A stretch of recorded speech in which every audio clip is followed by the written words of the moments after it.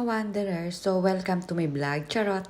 Anyhow guys, I just wanted to roam you around here in Mohammed bin Rashid Library, which was located in Al Jadaf, Dubai.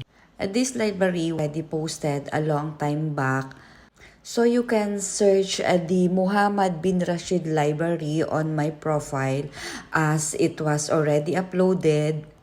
So I'm just taking small video clips on this library as added to my storage as Miss Lanturan was visited this library, which is she said very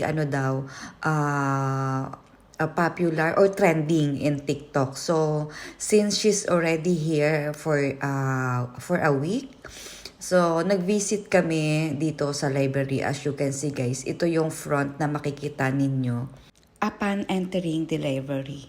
As I was saying, I'm just taking small video clips on this library. Gusto niya itong makita dahil sobrang daw nito sa TikTok ko. Ayan, so taking photo siya ngayon. Tapos ayan si ate. Ako, video lang. So, ayun, as you can see, ayan, after that, pinuntahan namin yung trending na parang bumababa ka ng escalator. So, hinanap nila yon, but before that, pumunta muna kami dun sa parang small museum na ipinapakita lahat ng kind of book. So, tara guys, kasi before that, pumunta muna kami doon at nag-roam around. And you will enjoy once you are there. So, ito nga, ayan, welcome to the Treasures of Library, which, in each part of that, nakuhanan ko talaga siya ng video. So, kindly visit and subscribe na rin po. Nakapunta na ako at first dyan, yung parang opening nila after a week, ayan, pumunta na ako dun agad-agad. At ito nga yung makikita. So, kunuhanan ko lang siya ng video clips. Pero napakasaglit lang kasi nga, nag-take na ako ng photo. So, kung nasan lang dyan sina Ate Steph and si Lanturan, si Ate Ina, dun ko lang siya kinukuhanan ng photos and ng videos. Anyhow, photos and videos. So, as you can see, ayan, picture taking lang sila dyan. So, kung gusto nyo talaga makita fully, just kindly visit and try to search on my profile, the Mohammed bin Rashid Library. Sandali lang naman kami nag-stay dyan. Talagang chinek lang, tinignan lang namin, konting taking photos. Then afterwards, umalis na rin kami agad.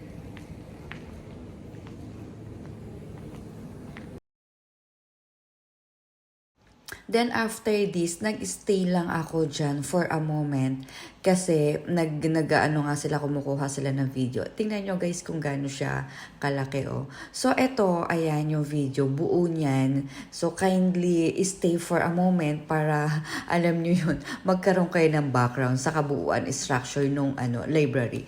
Mai-enjoy nyo, especially sa mga students kasi napaka-silent. You really have time para mag-review, yung silence na hinahanap nyo dyan yung makikita. It's really perfect talaga for those students na kailangan talaga ng silence kahit konting oras lang sa tanang buhay nila. So, ayun.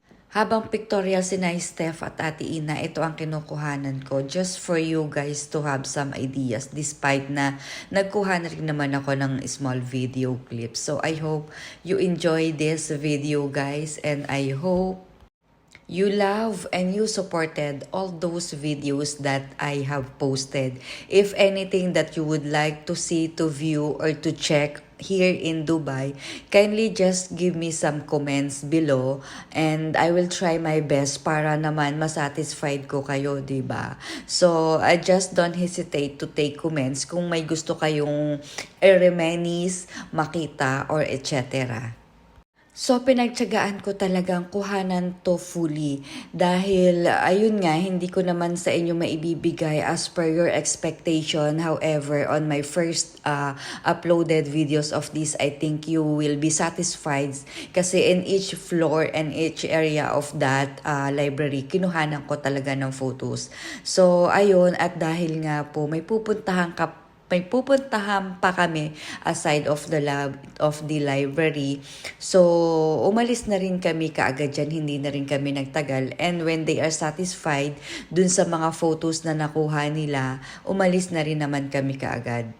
And I hope after you viewed this video, you will be able also to have an interest na mapanood din yung next video nito. Kasi pumunta kami sa, actually na-post ko na rin to. But yun nga, in concern nga ni Ate Ina dahil nga weeks lang siya mag-stay dito, pumunta rin kami doon sa Malamars, talaga naman bonggang-bongga na design, which on my videos there outside of that area, sinabi ko na dadalhin ko talaga, hindi pwedeng hindi ko dadalhin yung dalawa kong anak. At kasi nga hindi magkasabay yung si bunsuan ko at saka si panganay na pumunta dito sa UAE. So ano sila, nauna si Stephanie na makapunta doon dahil nga gusto rin ni Ate Ina na makita. So after visited this library, pumunta na kami doon directly. O diba, ang layo-layo nun, pero in a day napuntahan namin 2 places na kaagad. Dahil super rush kami doon sa super rush kami dun sa oras na meron lang si Ate Ina. Kasi as I were always saying, limited lang siya. Parang 2 weeks lang siyang mag-i-stay. So before masayang, syempre naman, ang mahal ng ticket at ng visa.